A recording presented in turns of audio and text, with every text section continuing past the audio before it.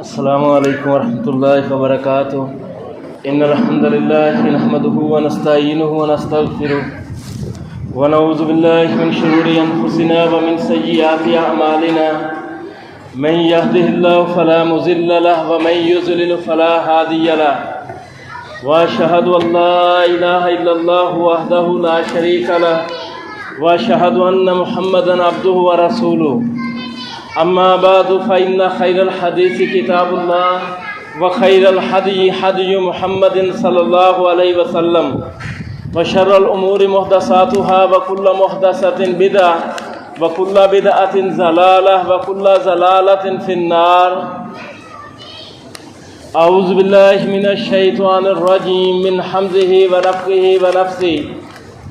يا أيها الذين آمنوا اتقوا الله حق تقاته ولا تموتن إلا وأنتم مسلمون. يا أيها الناس اتقوا ربكم الذي خلقكم من نفس واحدة وخلق منها زوجها وبث منهما رجالا كثيرا ونساء واتقوا الله الذي تساءلون به والأرحام إن الله كان عليكم رقيبا. يا أيها الذين آمنوا اتقوا الله وقولوا قولا سديدا يصلح لكم أعمالكم ويغفر لكم ذنوبكم ومن يطع الله ورسوله فقد فاز فوزا عظيما. اللهم صل على محمد وعلى آل محمد كما صليت على إبراهيم وعلى آل إبراهيم إنك حميد مجيد. اللهم بارك على محمد وعلى آل محمد كما باركت على إبراهيم وعلى آل إبراهيم إنك حميد مجيد. محترم بھائیو،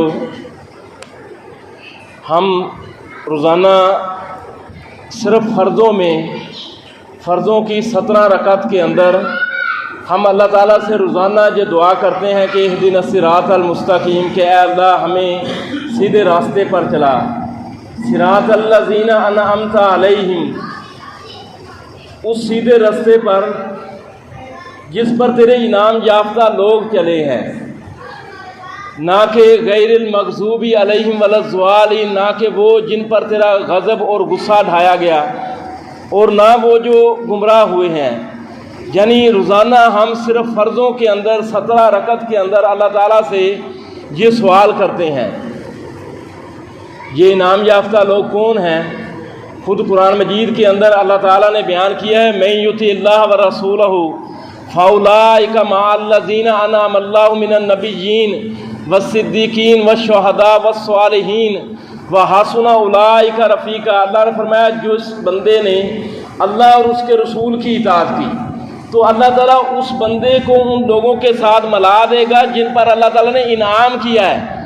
کون ہیں؟ 4 ہیں، نبی، صدیقین، شہداء اور صالحین. فرمایا وحسن اولئک رفیقا، اور کس قدر یہ بہترین رفیق اور دوست ہیں، اللہ تعالیٰ ان لوگوں کے ساتھ ملا دے گا. اور یہ انعام یافتہ کیوں بنے ہیں؟ من یطع اللہ ورسولہ، جس بندے نے اللہ اور اس کے رسول کی اطاعت کی، فرما برداری کی. انعام یافتہ بننے کی بنیاد کیا ہے؟ اللہ اور اس کے رسول کی اطاعت. اور غیر المغضوب علیہم ولا الضالین، اللہ کے نبی صلی اللہ علیہ وسلم سے پوچھا گیا کہ غیر المغضوب علیہم، کہ یہ کون لوگ ہیں جن پر اللہ تعالیٰ غضبناک ہوا ہے، اور کون لوگ ہیں جو گمراہ ہیں؟ تو اللہ کے نبی صلی اللہ علیہ وسلم نے فرمایا کہ جن پر غضب ڈھایا گیا ہے وہ یہود ہے، اور زوال جو ہے یہ نصارہ ہے. یہود کے پاس علم تھا، عمل نہیں تھا. اللہ نے فرمایا یعرفونہ کما یعرفون ابناءہم، اے نبی جی آپ کو ایسے پہچانتے ہیں جیسے اپنے بیٹوں کو پہچانتے ہیں، لیکن عمل نہیں تھا. تورات کو جانتے تھے. اور نصارہ جن کے پاس عمل تھا، یعنی عمل کرنے کا شوق اور جذبہ تھا، اس قدر تھا کہ جنگلوں میں نکل گئے. جنگلوں میں جا کر ساری زندگی ان کے پادری نے، ان کے عالم نے، راہب نے شادی نہیں کی، اور کٹیا کے اندر جنگل میں اللہ اللہ کر کے زندگی بسر کر دی. لیکن عمل اس شریعت کے مطابق نہیں تھا جو نبی لایا تھا. تو ہم اللہ تعالیٰ سے یہ سوال کرتے ہیں کہ یا اللہ ہمیں سیدھے رستے پر چلا، اس سیدھے رستے پر جس پر تیرے انعام یافتہ لوگ چلے ہیں۔ اور انعام یافتہ لوگ انعام کے حقدار کیوں بنے ہیں؟ فرمایا من یطع اللہ ورسولہ، کیونکہ انہوں نے اللہ اور اس کے رسول کی اطاعت کی ہے۔ اطاعت کے اندر میرے بھائیوں دونوں چیزیں ہیں، علم بھی ہے، عمل بھی ہے۔ جو بندہ اللہ کے نبی صلی اللہ علیہ وسلم کے راستے کو اختیار کرتا ہے تو وہ پہلے آپ کے راستے کو جانتا ہے، پھر اس کو اپناتا ہے۔ یعنی اطاعت کے اندر دونوں چیزیں ہیں جو یہودیوں کے پاس نہیں ہے۔ یعنی یہود کے پاس علم تو تھا، عمل نہیں تھا۔ نصارہ کے پاس عمل تھا، لیکن عمل نبی کے بتائے ہوئے طریقے کے مطابق نہیں تھا۔ لیکن اطاعت کے اندر دونوں چیزیں، اور یعنی کسی قوم کو برباد کرنا ہو تو سب سے زیادہ مضبوط ہتھ کنڈا کیا ہے؟ قرآن بار بار کہتا ہے کہ جہالت ہے۔ اس قوم کو سے علم کو چھین لو، جہالت کے رستے پر ڈال دو۔ ہمارا دین اس کی تو پہلی وہی اقرا بسم ربک الذی، اقرا پڑھنے سے شروع ہوتی ہے۔ اللہ کے نبی صلی اللہ علیہ وسلم نے فرمایا کہ انبیاء کی جو میراث ہے وہ علم ہے۔ تو جو بندہ جہالت کے رستے پر چلتا ہے تو اور جو قوم جہالت کے رستے پر چلتی ہے وہ بہت جلد برباد ہو جاتی ہے۔ یعنی علم کون سا؟ علم شرعی، کیونکہ اللہ نے کیا فرمایا؟ من یطع اللہ ورسولہ، جس بندے نے اللہ اور اس کے رسول کی اطاعت کی۔ اطاعت کے اندر دونوں چیزیں ہیں، ایک علم ہے، دوسرا عمل ہے، جو نہ یہود کے منہج کے اندر ہے نہ نصارہ کے منہج کے اندر ہے۔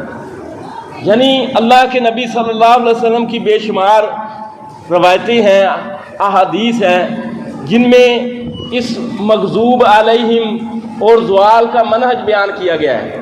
ان کے راستے کو بیان قرآن نے بار بار کیا ہے۔ کیوں کیا ہے؟ کہ اس سے بچو۔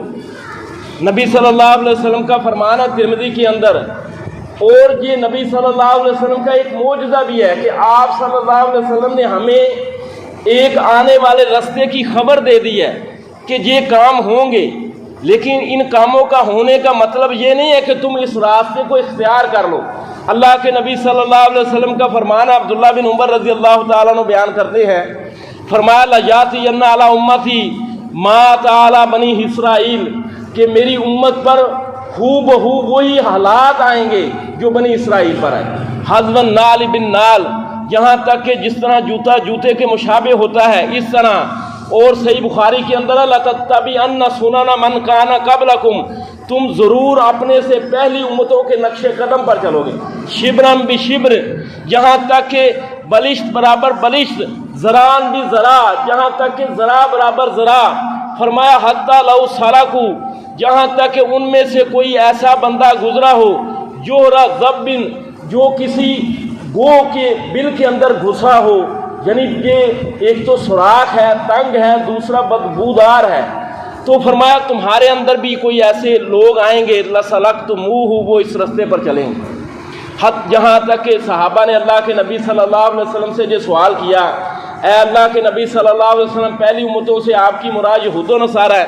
آپ نے فرمایا پھر اور کون ہے؟ اور آپ نے مزید فرمایا کہ جہاں تک کہ اگر ان میں سے کوئی ایسا بدبخت گزرا کہ جس نے اپنی ماں کے ساتھ علی اعلان زنا کیا ہوگا تو تمہارے اندر بھی ایسا بندہ ہو۔ یعنی یہ حدیث، اس حدیث کا وارد ہونے کا ایک واقعہ ہے۔ وہ کیا ہے کہ اللہ کے نبی صلی اللہ علیہ وسلم نے مکہ فتح کیا۔ مکہ فتح ہوا تو بہت سے قبائل جو ہیں وہ مسلمان ہو گئے، لیکن ابھی ان کی زیادہ وقت نہیں گزرا، ان کی تربیت نہیں ہوئی۔ تو نبی صلی اللہ علیہ وسلم نے حوازن قبیلے کی طرف اپنے صحابہ کو لے کر چلے۔ وہ جو نئے نئے مسلمان ہوئے، راستے میں انہوں نے ایک مقام دیکھا کہ ایک درخت لگا ہوا ہے، اور اس درخت کے ساتھ وہ اپنی تلواریں لٹکاتے تھے، اس درخت سے وہ برکت حاصل کرتے تھے۔ اب اسلام قبول کرنے کے بعد انہیں اتنا پتہ تو چل گیا کہ ہمارا اس درخت کے ساتھ کوئی تعلق نہیں ہے، کیونکہ ہم نے اسلام قبول کر لیا۔ تو اللہ کے نبی صلی اللہ علیہ وسلم سے کہنے لگے اجعل لنا ذات انوات کما لہم ذات انوات، اے اللہ کے نبی صلی اللہ علیہ وسلم، جس طرح اسلام کے قبول کرنے سے پہلے ہمارا جو ذاتی انوار تھا، ہم اپنی تلواریں اس درخت کے ساتھ لٹکاتے تھے اور ہمیں برکت حاصل ہوتی تھی تو دشمن پر ہمیں غلبہ ملتا تھا، تو ہمارا اس طرح بھی کوئی ذاتی انوار بنا دیجیے۔ نبی صلی اللہ علیہ وسلم نے فرمایا انہا سنن، یہ تو وہی پہلی امتوں کی باتیں ہیں، پہلی امتوں کا طریقہ ہے۔ فرمایا کہ جس طرح قوم موسیٰ نے موسیٰ علیہ السلام سے یہ بات کہی تھی کہ اے موسیٰ، جب سمندر کو پار کیا، قرآن مجید کے اندر اللہ تعالیٰ نے سورہ اعراف کے اندر بیان کیا کہ موسیٰ علیہ السلام نے جب سمندر کو پار کیا تو ایک قوم کے پاس سے گزرے، وہ اپنے بتوں پر جمے ہوئے تھے، اعتکاف کی حالت میں تھے۔ قوم موسیٰ نے یہ منظر دیکھا تو موسیٰ علیہ السلام سے یہ کہا اجعل لنا الہا کما لہم آلہہ، اے موسیٰ جس طرح ان کا ایک الہ ہے ہمارا بھی ایک الہ مقرر کر دیں۔ نبی صلی اللہ علیہ وسلم نے فرمایا یہ تو وہی بات ہے۔ موسیٰ نے کہا قال انکم قوم تجہلون، تم تو جاہل لوگ، نادان لوگ ہو، ایسی باتیں کر رہے ہو۔ اب آپ دیکھ لیں کہ نبی صلی اللہ علیہ وسلم نے کوئی فرق نہیں کیا۔ ایک طرف یہ نبی صلی اللہ علیہ وسلم کے نئے نئے صحابہ ہیں جن کا مطالبہ ایک درخت کا ہے، پورے الہ کا نہیں ہے، اور ایک طرف قوم موسیٰ ہے جن کا مطالبہ پورے الہ کا ہے، پورے معبود کا ہے، لیکن اللہ کے نبی صلی اللہ علیہ وسلم نے کوئی فرق نہیں کیا۔ کیوں؟ شرک چاہے پہاڑ کے برابر ہو یا رائی کے دانے کے برابر، سوئی کے ناکے کے برابر، ان کے اندر کوئی فرق نہیں ہے۔ اللہ کا قرآن کہتے ہیں ان شرک لظلم عظیم، شرک ظلم عظیم ہے۔ ان اللہ لا یغفر ان یشرک بہ ویغفر ما دون ذلک لمن یشاء، اللہ یہ معاف نہیں کرے گا کہ اس کے ساتھ شرک کیا جائے، اس کے سوا جو چاہے گا معاف کر دے۔ اعمال کو برباد کرنے میں شرک کے اندر کوئی فرق نہیں، لیکن ایک لحاظ سے آپ دیکھیں فرق ہے کہ ایک طرف پورے درخت کا مطالبہ ہے اور ایک طرف ایک پورے الہ کا مطالبہ ہے۔ اور پھر آپ دیکھیں ہمارے ہاں جگہ جگہ ذات انوار، ان نئے نئے صحابہ کا جو ذات انوار کا مطالبہ تھا وہ تو ایک درخت کا تھا، اور درخت سے صرف تلواریں لٹکا کر برکت حاصل کرنے کا تھا۔ ہمارے ہاں وہ قبر کی مٹی ہے، وہ کوئی دھاگا گلے میں ڈالا ہوا، وہ کوئی جوتا ہے جو رکشے کے پیچھے لٹکایا ہوا ہے، یعنی طرح طرح کے ذاتی انوار بن چکے ہیں، لیکن اس قوم کو کوئی فکر نہیں ہے۔ اللہ کے نبی صلی اللہ علیہ وسلم نے فرمایا انہا سنن، یہ تو وہی پہلی امتوں کا راستہ ہے۔ فرمایا تم ہو بہو اسی راستے پر چلو گے جس پر بنی اسرائیل چلے تھے۔ بنی اسرائیل کون تھے؟ یہ یعقوب علیہ السلام کا لقب تھا بنی اسرائیل۔ یعقوب علیہ السلام کے 12 بیٹے تھے، جن میں سے ایک یوسف علیہ السلام تھے۔ ان میں سے ایک بیٹے کا نام یہودا تھا، جس سے جو آگے نسل چلتی ہے وہ قوم یہود کہلاتی ہے۔ اللہ تعالیٰ نے قرآن مجید کے اندر اس امت پر بے شمار انعامات کیے ہیں۔ اللہ نے فرمایا یا بنی اسرائیل اذکروا نعمتی التی انعمت علیکم وانی فضلتکم علی العالمین، اے بنی اسرائیل میری اس نعمت کو یاد کرو جو میں نے تم پر کی کہ میں نے تمہیں تمام جہانوں پر فضیلت دی، تمام جہانوں پر۔ 1400 سال تک کوئی ایسا لمحہ نہیں گزرتا تھا ان کے اندر کوئی نہ کوئی نبی موجود ہوتا تھا۔ ایک ایک وقت کے اندر 2 3 نبی موجود ہوتے ہیں۔ موسیٰ علیہ السلام ہے، ہارون علیہ السلام ہے، موسیٰ علیہ السلام کا ساتھی یوشع بن نون وہ بھی نبی بنا ہے، اور عیسیٰ علیہ السلام ہے، زکریا علیہ السلام ہے، یحییٰ علیہ السلام۔ ایک ایک وقت کے اندر 3 نبی موجود ہیں۔ اللہ نے فرمایا وَإِنِّي فَضَّلْتُكُمْ عَلَى الْعَالَمِينَ، میں نے تمہیں تمام جہانوں پر فضیلت دی۔ لیکن آگے چلیں، آگے جا کر اللہ تعالیٰ نے سورۃ بقرہ کے اسی سورت کے اندر ایک بات کیا کہ ضُرِبَتْ عَلَيْهِمُ الذِّلَّةُ وَالْمَسْكَنَةُ، کہ اس قوم پر ذلت اور مسکنت، وہ محتاجگی مسلط کر دی گئی۔ وَبَاءُوا بِغَضَبٍ مِّنَ اللَّهِ، یہ اللہ کے غضب کی طرف لوٹے۔ یعنی کہاں یہ بات کہ ہم نے تمہیں تمام جہانوں پر فضیلت دی گئی، اور کہاں یہ بات کہ تم اللہ کے غضب کا شکار ہو گئے۔ یعنی ہمیں سورہ بقرہ کے اندر اور آل عمران کے اندر، سورہ بقرہ کے اندر اللہ تعالیٰ نے یہود کا ذکر کیا ہے، سورہ آل عمران کے اندر نصارہ کا ذکر کیا ہے، اور بیان کر کے ہمیں یہ بتلایا کہ ان کے راستے پر چلنے سے ڈرو، کہیں ایسا نہ ہو کہ تمہارا بھی یہ انجام ہو سکتا ہے۔ اور ہمارے بارے میں قرآن کیا کہتا ہے؟ کنتم خیر امہ، تم بہترین امت ہو، اخرجت للناس تامرون بالمعروف وتنہون عن المنکر، تم بہترین امت ہو جو نیکی کا حکم دیتے ہو، برائی سے روکتے ہو۔ لیکن یہ قوم اللہ کے غضب کا شکار کیوں ہوئی؟ اللہ تعالیٰ نے وہاں بیان کیا، ذالک بانہم کانوا یکفرون بآیات اللہ، یہ اللہ کی آیات کا انکار کرتے تھے۔ اور فرمایا افتؤمنون ببعض الکتاب وتکفرون ببعض، تم کتاب کے ایک حصے کو مانتے ہو، ایک حصے کا انکار کرتے ہو، اس وجہ سے تم اللہ کے غضب کا شکار ہوئے۔ ہمارے ہاں آپ دیکھ لیں، ہمارے ہاں جو ملازمت پیشہ لوگ ہیں وہ جو سمجھتے ہیں جی رشوت کے بغیر تو گزارا ہو ہی نہیں سکتا، پورے دین پر چلنے پر کوئی تیار ہی نہیں ہے۔ اور تاجر پیشہ لوگ جو ہیں وہ کہتے ہیں جی سود کے بغیر تو کاروبار ہی نہیں چلتا ہے۔ یعنی ہمارے ہاں، اور یہ آپ دیکھیں پوری کی پوری امت کے ہر طبقے کے اندر یعنی یہ بات پائی جاتی ہے، جہاں تک کہ آپ دیکھیں کہ یہ جو بازار حسن والی عورتیں ہوتی ہیں، یہ بھی آپ دیکھیں وہ کہتی ہیں ہمارا دھندا ہے، ہم جسم بیچتی ہیں، ملازمت کرتی ہیں، لیکن جب محرم کا مہینہ آتا ہے تو اپنا سارا یہ کاروبار ٹھپ کر دیتی ہیں۔ یعنی نیکی کا ایک تصور ان کے ہاں بھی یہ پایا جاتا ہے کہ پورے دین پر نہیں چلنا ہے۔ اللہ نے فرمایا یہ اللہ کے غضب کے حقدار اس وجہ سے بنے ہیں کہ وہ اللہ کی آیات کا انکار کرتے ہیں۔ افتؤمنون ببعض الکتاب وتکفرون ببعض، کیا تم کتاب کے بعض حصے پر ایمان لاتے ہو، بعض کا انکار کرتے ہو؟ فما جزاء من یفعل ذلک منکم، اللہ نے فرمایا پھر اس کا بدلہ اس کے سوا کیا ہو سکتا ہے؟ الا خزی فی الحیات الدنیا، کہ دنیا کی زندگی میں رسوائی، و یوم القیامت یردون الی اشد العذاب، اور قیامت کے دن شدید ترین عذاب کی طرف تم لٹائے جاؤ۔ قرآن تو یہ کہتا ہے کہ تم پورے کے پورے دین کے اندر داخل ہو جاؤ۔ یعنی یہ پہلی امتوں کا راستہ ہے، کتاب کے ایک حصے کو ماننا ہے، کچھ باتوں کو مان لینا، کچھ باتوں کا انکار کرنا۔ طبرانی کے اندر ایک روایت ہے، ابو ہریرہ رضی اللہ تعالیٰ عنہ کا بیان ہے کہ نبی صلی اللہ علیہ وسلم نے فرمایا سیصیب امتی دار الامم، کہ میری امت کو پہلی امتوں کی بیماریاں لگ جائیں گی۔ یہ بیماریاں جو ہیں یہ کوئی جسم کی بیماریاں نہیں ہوں گی، یہ دل کی بیماریاں ہوں گی، کیونکہ جسم کی جو بیماری ہوتی ہے یہ تو انسان کی دنیا ختم کرتی ہے، لیکن دل کی جو بیماری ہے یہ انسان کی آخرت برباد کرتی ہے۔ فرمایا میری امت کو پہلی امتوں کی بیماریاں لگ جائیں گی۔ وہ کیا ہے؟ آپ نے فرمایا العشر، وہ کیا ہے کہ نعمتوں کی ناشکری کرنا۔ نعمتیں اللہ تعالیٰ ان پر بے پناہ کرے گا، لیکن نعمتوں کی ناشکری کریں گے۔ نبی صلی اللہ علیہ وسلم کا فرمان ہے کہ میں نے جہنم کو دیکھا تو میں جہنم کے دروازے پر چڑھا تو میں نے دیکھا کہ عورتوں کی لائن لگی ہوئی ہے۔ آپ نے عید کے دن خطبہ دیا عورتوں کے پاس، آپ نے فرمایا کہ عورتوں کی جماعت میں نے تمہاری تعداد جہنم میں زیادہ دیکھی ہے۔ تو عید کے دن ایک عورت حدیث کے اندر آتا ہے جس کے ہاتھ لمبے لمبے تھے، وہ انہا جدلا، وہ گفتگو میں مہارت رکھتی تھی۔ اس نے کہا اللہ کے نبی صلی اللہ علیہ وسلم کیوں ہماری تعداد جہنم میں زیادہ کیوں ہوگی؟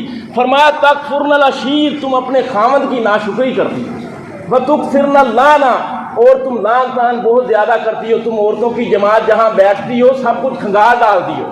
اس نے کہا اللہ کے نبی صلی اللہ علیہ وسلم ہم ناشکری کیسے کرتی ہیں؟ فرمایا کہ تمہارا خاوند دن رات تمہارے لیے تکو دو کرتا ہے، کبھی گھر کے حالات تنگ ہو جاتے ہیں اور تمہاری زبان سے یہ ناشکری کا کلمہ نکل جاتا ہے کہ ما رأیت خیرا قط، کہ جب سے میں تیرے گھر میں آئی ہوں میں نے آج تک کوئی خیر دیکھی نہیں۔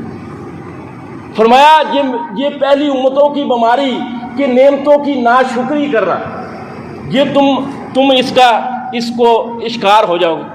البتر دوسرا کیا ہے کہ تکبر کرنا، یہ قارون کی یہ خصلت تھی، یہ میں نے کمایا ہے۔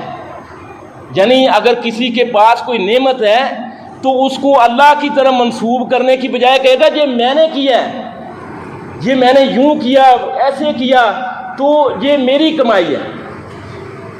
البتر تکبر، اور البتر ایسا تکبر ہوتا ہے جو حق واضح ہونے کے بعد بندے کے سامنے آتا ہے، حق واضح ہو گیا ہے اور اس کا نقصان کیا ہے؟ اللہ کے نبی صلی اللہ علیہ وسلم کا فرمان ہے کہ جس بندے کے دل کے اندر رائی کے دانے کے برابر بھی تکبر ہوگا وہ جنت میں داخل نہیں ہوگا، رائی کے دانے کے برابر۔ یعنی تکبر کیا ہے کہ حق واضح ہو گیا ہے اور آپ اس کو جھٹلا رہے ہیں۔ یہودیوں کی یہ قرآن خصلت بیان کرتا ہے، حق ان کے پاس واضح ہو چکا تھا۔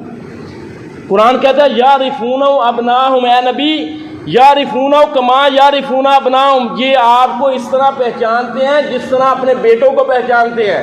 تورات کے اندر انہوں نے آپ کی نشانیاں معلوم کر لی ہے لیکن مان نہیں رہے۔ امام ابن قیم رحمہ اللہ نے ایک کتاب لکھی ہے یہود و نصارہ کی تاریخ، اس کے اندر وہ بیان انہوں نے بے شمار واقعات بیان کیے ہیں کہ یہود کے اندر، مدینے کے اندر یہود کے 3 قبیلے تھے، ایک بنو قینقاع تھا، دوسرا بنو نذیر تھا اور ایک بنو قریظہ تھا۔ اور مدینے کے اندر مشرکین کے 2 قبیلے تھے، ایک اوس اور خزرج۔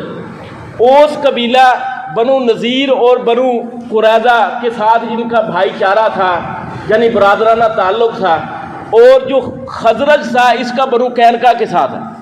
آپس میں یہ جنگیں لڑتے رہتے تھے، یعنی یہ مشرکین ان کی تعداد زیادہ تھی اوس اور خزرج کی، یہودیوں پر زیادتی ہو جاتی تھی، وہ کم تعداد میں تھے۔ تو جب کبھی یہ اکٹھے بیٹھتے تھے کسی مجلسوں میں تو یہ باتیں کرتے تھے جو ظلم ہم پر ڈھانا ڈھا لے، اب آخری نبی آنے والا ہے، جب وہ آخری نبی آئے گا ہم اس کی پیروی کریں گے، پھر دیکھیں ہم تم سے مشرکو، ہم تم سے گن گن کر بدلے لیں گے۔ لیکن اللہ کے نبی صلی اللہ علیہ وسلم مدینہ آئے تو ان یہودیوں نے ایمان لانے کی بجائے آپ کی مخالفت کی۔ نبی صلی اللہ علیہ وسلم کی بیوی ام المومنین صفیہ رضی اللہ تعالی عنہ سیرت کی کتابوں میں ایک واقعہ بیان کرتی ہے، وہ کہتی ہے کہ میں اپنے باپ اور چچا جو یہودی عالم تھے ان کی لاڈلی تھی، اپنے باپ کی بھی لاڈلی تھی، اپنے چچا کی بھی لاڈلی تھی۔ جیسے چھوٹی بچی جو ہوتی ہے بھاگ کر جاتی ہے، باپ اور چچا اٹھا لیتے ہیں۔ کہنے لگی کہ ایک دن میں اسی فطرت کے مطابق اپنے باپ اور چچا کی طرف گئی تو انہوں نے مجھ پر توجہ ہی نہیں دی، کیوں؟ وہ ایک گہری سوچ میں تھے۔ وہ مدینے میں اللہ کے نبی صلی اللہ علیہ وسلم سے مل کر آ رہے تھے، اب وہ دونوں بیٹھ گئے ہیں، میں بھی پاس بیٹھ گئی تو میرا چچا میرے باپ سے کہتا ہے کہ بھائی کیا یہ وہی نبی ہے جس کا ہماری کتابوں میں ذکر ہے؟ تو میرے باپ نے کہا کہ ہاں یہ وہی ہے۔ تو میرے چچا نے کہا پھر آپ کا کیا ارادہ ہے؟ تو میرے باپ نے کہا جب تک جان میں جان ہے اس کی مخالفت ہی کرو، ایمان نہیں لانا۔ اللہ نے فرمایا یعرفون کما یعرفون ابناہم، اے نبی جی آپ کو اس طرح پہچانتے ہیں جس طرح اپنے بیٹوں کو پہچانتے ہیں۔ یعنی بدتر ایسا تکبر ہوتا ہے جو حق کو واضح ہونے کے باوجود بندہ کہ میں نے نہیں ماننا، یہ پہلی امتوں کی خصلت ہے۔ اور جب یہ 2 چیزیں آ جاتی ہے کہ نعمتوں کی ناشکری اور پھر تکبر، نعمتوں پر اترانا، تو پھر بندہ کیا کرتا ہے؟ دنیا کمانے میں زیادہ مصروف ہو جاتا ہے، التکاثر، زیادہ سے زیادہ کثرت طلب کرے، زیادہ سے زیادہ دنیا بنانے کی ایک دوڑ میں لگ جاتا ہے۔ فرمایا کہ تنافس ان میں تمہارے اندر آ جائے گا، اور جب یہ دنیا بندہ کمانے میں مصروف ہو جاتا ہے تو پھر رشتہ داریاں بگڑ جاتی ہیں، دلوں کے اندر نفرتیں پیدا ہو جاتی ہیں، التباغض آ جائے گا، التحاسد آ جائے گا، یعنی کہ تمہارے اندر حسد پیدا ہو جائے گا۔ حتی یکون البغی، جہاں تک کہ ایک دوسرے پر حق مارنا، ایک دوسرے پر زیادتی کرنا، حتی یکون الحرج، جہاں تک کہ قتل جیسا فتنہ تمہارے اندر آ جائے گا۔ اللہ کے نبی کا فرمان ہے کہ اندھا فتنہ میری امت کو اپنی لپیٹ میں لے لے گا۔ اندھا فتنہ، صحابہ نے کہا اللہ کے نبی اندھا فتنہ کیا ہے؟ فرمایا قاتل نہیں جانے گا کہ میں جسے قتل کر رہا ہوں کیوں قتل کر رہا ہوں، اور مقتول کو نہیں پتا ہوگا کہ مجھے کیوں قتل کیا گیا۔ اور جب یہ اندھا فتنہ تمہارے اندر آ جائے تو پھر تم دجال کا انتظار کرو، آج آیا یا کل آئے۔ یہ یہودیوں کی اور پہلی امتوں کے اندر اللہ کے نبی صلی اللہ علیہ وسلم نے یہ خصلتیں بیان کی۔ ایسا نہیں ہے کہ ہم پہچان نہ سکیں، یعنی یہ خصلت کس گروہ کے اندر ہے۔ مثلا نبی صلی اللہ علیہ وسلم کا ایک فرمان ہے، بخاری موطا امام مالک کے اندر ہے، اللہ کے نبی صلی اللہ علیہ وسلم اس دنیا سے جا رہے ہیں، آپ یہ دعا کر رہے ہیں کہ اللہم لا تجعل قبری وثنا یعبد، اے اللہ میری قبر کو بت نہ بنا دینا جس کی عبادت کی جائے۔ یہود کے متعلق آپ نے فرمایا لعن اللہ یہود والنصارى اتخذوا قبور انبیاء مساجدا، کہ اللہ تعالیٰ یہود و نصارہ پر لعنت کرے جنہوں نے اپنے نبیوں کی قبروں کو سجدہ گاہ بنا لیا۔ یعنی وہ یہودی جو تھے اور عیسائی جو تھے وہ سجدہ اللہ کو کرتے تھے، لیکن یہ کام یہ فعل کرنا ہی اس پر لعنت کی گئی ہے۔ اب آپ دیکھ لیں یہ گروہ ہمارے ہاں، یہ گروہ کون کام کرتا ہے؟ یہ خصلت کس گروہ کے اندر پائی جاتی ہے؟ ہم کوئی دودھ پیتے بچے نہیں ہیں کہ ولیوں کی قبروں پر مسجدیں بنانا اور وہاں عرس اور میلے ٹھیلے منعقد کرنا ہم میں سے کون سا گروہ ہے؟ پھر عدی بن حاتم رضی اللہ تعالیٰ عنہ کی ایک حدیث ہے، یہ عیسائی تھے، حاتم طائی کا بیٹا، یہ مذہب کے لحاظ سے عیسائی تھا، مسلمان ہو گیا۔ جب مسلمان ہوا تو اللہ کے نبی صلی اللہ علیہ وسلم نے دیکھا کہ اس کے گلے کے اندر صلیب لٹکی ہوئی ہے۔ آپ نے فرمایا کہ عدی اس کو اتار دے ورنہ تو کامیاب نہیں ہو سکے گا۔ من اللہ کا تمیمتن فقد اشرک، جس نے تمیمہ لٹکایا، کوئی بھی رسی کوئی بھی تعویذ لٹکایا، اللہ کے نبی نے فرمایا اس نے شرک کیا، وہ بندہ اس کے سپرد کر دیا جاتا ہے۔ اللہ کے نبی صلی اللہ علیہ وسلم اس کو اپنے گھر لے گئے، یعنی چند افراد ہوتے ہیں جس بندے کو اللہ کے نبی صلی اللہ علیہ وسلم اپنے گھر لے جاتے ہیں، وہاں اللہ کے نبی صلی اللہ علیہ وسلم نے اسے بٹھایا۔ قرآن کی یہ آیت پڑھی اتخذوا احبارهم ورهبانهم اربابا من دون اللہ، کہ ان عیسائیوں اور یہودیوں نے اپنے علماء اور درویشوں کو رب بنا لیا۔ عدی بن حاتم نے کہا اللہ کے نبی صلی اللہ علیہ وسلم رک جائیے، کہ ہم اپنے علماء اور درویشوں کو رب تو نہیں کہتے، ہم تو کہتے ہیں یہ پادری ہے، یہ ہمارا عالم ہے، ہمارا راہب اور درویش ہے، ہم تو ان کو رب نہیں کہتے۔ اللہ کے نبی نے فرمایا کہ ایسا نہیں ہے، جس بات کو وہ حلال کہہ دیتے تھے تم اس کو حلال مان لیتے تھے، جس بات کو وہ حرام کہہ دیتے تھے تم اس کو حرام مان لیتے تھے۔ وہ کہتا ہے اللہ کے نبی صلی اللہ علیہ وسلم ایسا ہی ہے۔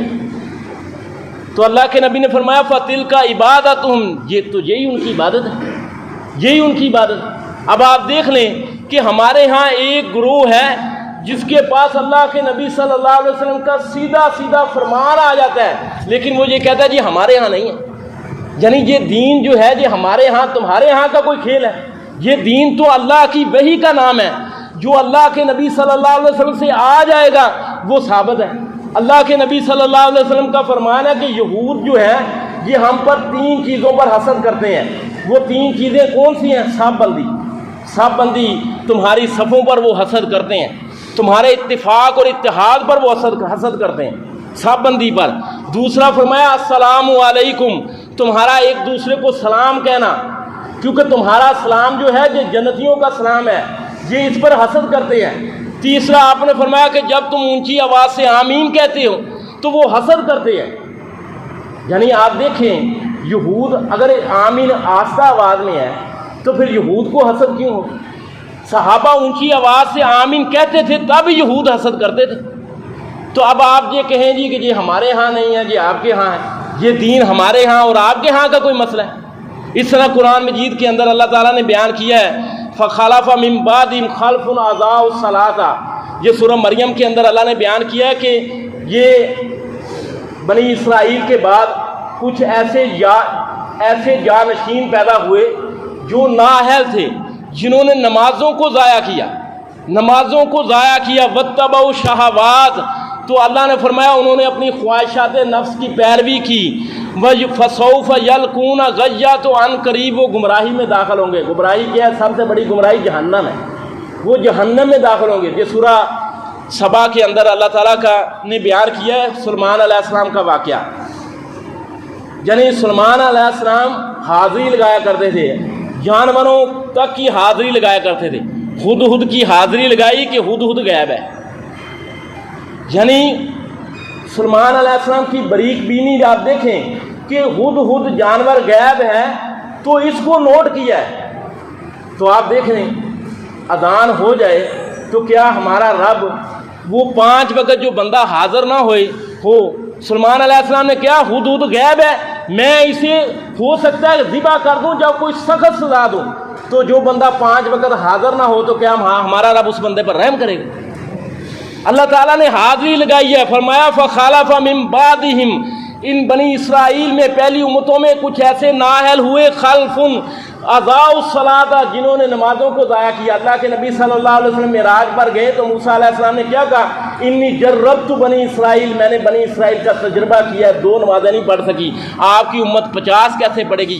جائیں کم کروائیں۔ 5 کے بعد اللہ کے نبی نے فرمایا مجھے شرم آتی ہے، مجھے شرم آتی ہے، لیکن امت کو شرم نہیں آتی، کبھی 1 پڑھتی ہے، کبھی 2 پڑھتی ہے، لیکن اللہ کے نبی صلی اللہ علیہ وسلم نے یہ فرمایا، یہ پہلی امتوں کا راستہ ہے کہ نمازوں کو ضائع کرنا۔ اس طرح یہود کے اندر ایک خصلت یہ تھی کہ وہ بخیل تھے، بخیل تھے، اللہ تعالیٰ کی صفات پر اعتراض کرتے تھے، اللہ تعالیٰ کے احکام پر اعتراض کرتے تھے۔ جب ان سے یہ کہا گیا گائیں ذبح کرو، وہ کس طرح کی ہو؟ جب ان سے یہ کہا گیا صدقہ دو، تو انہوں نے نعوذ باللہ یہ تک کہہ دیا ان اللہ فقیر و نحن اغنیاء، اللہ تعالیٰ نعوذ باللہ فقیر ہے اور ہم غنی ہیں، اس وجہ سے وہ ہم سے صدقے کا مطالبہ کر رہے ہیں۔ اور یہ جادو ٹونا کرنا، یہ جادو ٹونا اللہ کے نبی صلی اللہ علیہ وسلم نے پر لبید بن عاصم یہودی نے کیا تھا۔ یہ ہم میں سے جو مسلمان یہ ہتھ کنڈے استعمال کرتے ہیں وہ دیکھ لیں ان کا شمار کن میں ہوگا۔ اللہ کے نبی صلی اللہ علیہ وسلم کا فرمان ہے من تشبہ بقوم فہو منہم، جس نے کسی قوم کی مشابہت اختیار کی وہ انہی میں سے ہے۔ اب ہمارے یہاں آپ دیکھ لیں جو نوجوان طبقہ وہ سر کے بال سے دے کر پاؤں تک ان کی مشابہت اختیار کرتا ہے، سر کے بالوں کا انداز ہے، کانوں میں اس نے وہ جالی جی ڈالی ہوئی ہے، گلے میں چین ڈالی ہوئی ہے، جسم پر ٹیٹو بنائے ہوئے ہیں اور پتلون پھٹی ہوئی پائی ہے۔ کیا یہ کسی صحابی کا طریقہ ہے؟ اللہ کے نبی صلی اللہ علیہ وسلم کا فرمان ہے کہ یہودی جو ہیں یہ 71 فرقوں میں بٹے ہیں، نصارہ 72 فرقوں میں بٹے ہیں، میری امت 73 گروہوں میں تقسیم ہوگی، 73 فرقوں میں تقسیم ہوگی، سب کے سب جہنم میں جائیں گے سوائے ایک کے، سوائے ایک کے۔ وہ ایک فرقہ کون سا ہے؟ فرمایا مانا علیہ و صحابی، جس پر میں ہوں اور میرے صحابہ ہیں۔ اب آپ دیکھ لیں کہ کوئی بھی بندہ کوئی عمل کرے تو وہ دیکھیں کیا یہ اللہ کے نبی صلی اللہ علیہ وسلم کا راستہ ہے، آپ کے صحابہ کا راستہ ہے، کہ میں کس قدر کن کی خصلت پر چل رہا ہوں۔ اور اللہ کے نبی صلی اللہ علیہ وسلم کا فرمانا ہے المرء مع من احب، آدمی اس کے ساتھ ہوگا جس سے اسے محبت ہے۔ آپ کو کس سے محبت ہے؟ اللہ کے نبی صلی اللہ علیہ وسلم کے صحابہ سے محبت ہے یا ان ظالموں سے محبت ہے، ان یہود سے محبت ہے؟ اور یہود ایسی قوم ہے جن کے بارے میں قرآن کہتا ہے کہ ان سے دوستی نہ کرو، نصارہ سے دوستی نہ کرو، دوستی سے اللہ روک رہا ہے۔ اور جو ان کے راستے کو ہی اپنا لے تو ان پر اللہ تعالیٰ کا غضب کس قدر ہوگا۔ پھر قرب قیامت اللہ کے نبی صلی اللہ علیہ وسلم نے فرمایا کہ زمین کی ہر چیز ان سے نفرت کرے گی، ہر چیز ان سے نفرت کرے گی۔ عیسیٰ علیہ السلام آئیں گے تو ایک پتھر بھی یہ پکار اٹھے گا تعال یا مسلم، اے مسلمان ادھر آ، میرے پیچھے ایک یہودی چھپا ہوا ہے، اسے قتل کر دے۔ یعنی یہود اس قدر قابل نفرت قوم ہے۔ اللہ کے نبی کا کیا فرمانا؟ المرء مع من احب، آدمی اس کے ساتھ ہوگا جس سے اسے محبت ہوگی۔ کیوں؟ یہ جو ماحول ہوتا ہے یہ بندے پر اثر انداز ہوتا ہے۔ اللہ کے نبی نے اسی وجہ سے فرمایا کہ آدمی دیکھے کہ اس کی دوستی کس کے ساتھ ہے۔ قرآن کہتا ہے کہ کل قیامت کے دن ایک جہنمی بندہ یہ کہے گا یا ویلتا لیتنی لم اتخذ فلانا خلیلا، کہ ہائے افسوس کاش میں نے فلاں کو دوست نہ بنایا ہوتا تو آج میں جہنم میں نہ ہوتا۔ اللہ تعالیٰ سے دعا ہے بات کو سمجھے عمل کرنے کی۔